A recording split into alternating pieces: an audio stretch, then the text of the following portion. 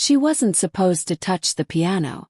In the small, tightly knit town of Willow Creek, where tradition clung to every corner like dust on old furniture, Amara Jenkins, a 16-year-old black girl with a quiet fire in her eyes, had been told time and again that the instrument in the community hall was off-limits. "It's for the recital kids," they said, their voices sharp with an unspoken rule. Kids like her didn't belong near it. But Amara's fingers itched for the keys, and what happened when she finally played would leave the town, and far beyond, speechless. Amara grew up in a modest house on the edge of Willow Creek, where the air smelled of pine and the hum of cicadas filled summer evenings. Her mother, Loretta, worked long shifts at the local diner, her hands always moving, wiping counters, pouring coffee, balancing plates. Her father, Marcus, was a mechanic, his fingers stained with grease, his days spent under the hoods of cars that kept the town moving. They were a family that worked hard, loved deeply, and kept their heads down in a place where eyes followed them a little too closely. Amara was their only child, a girl with a sharp mind and a heart that seemed to beat to a rhythm no one else could hear. From a young age, Amara was drawn to music. She'd hum tunes while washing dishes, tap rhythms on the kitchen table, and sing softly when she thought no one was listening. Her parents noticed, but money was tight, and music lessons weren't something they could afford. The old radio in the living room was her first teacher, crackling out jazz, gospel, and classical melodies that Amara soaked up like a sponge. She'd sit cross-legged on the floor, her ear pressed close, memorizing every note, every chord, every shift in tempo. But it was the piano that called to her most, a sound she'd only heard in snippets, on the radio or through the open windows of the community hall during the annual recitals.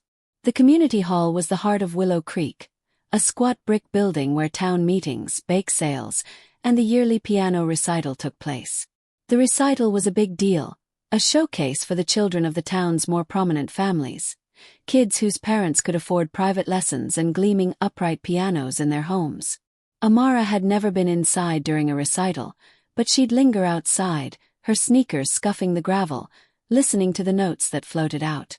She'd close her eyes and imagine her own fingers on the keys, coaxing out melodies that felt like they'd been trapped inside her for years. At school, Amara was quiet but observant.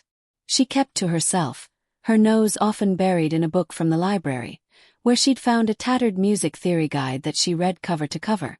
Her teachers noticed her intelligence but often overlooked her, their attention drawn to the louder, more confident kids. Amara didn't mind too much. She was used to being underestimated. But the piano was different. It wasn't just a want. It was a need, a pull she couldn't explain. She'd walk by the community hall on her way home from school, peering through the window at the old Steinway that sat in the corner, its black and white keys gleaming under the fluorescent lights.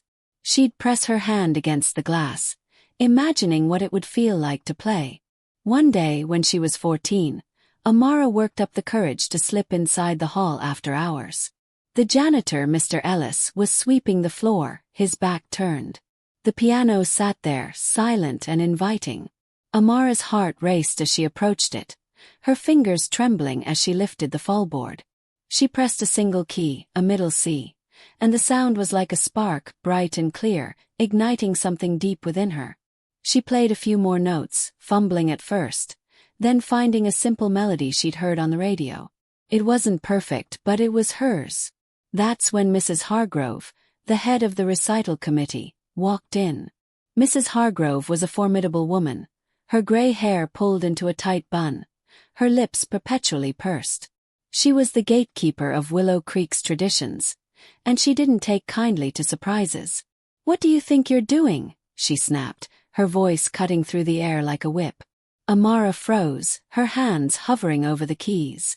"This piano is for recital students only. You have no business here."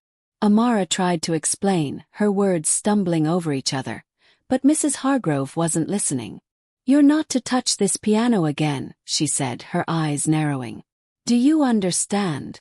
Amara nodded, her cheeks burning, and slipped out of the hall, the weight of those words settling into her bones. She didn't tell her parents what happened. She didn't want to worry them, but the incident stayed with her, a quiet wound that refused to heal.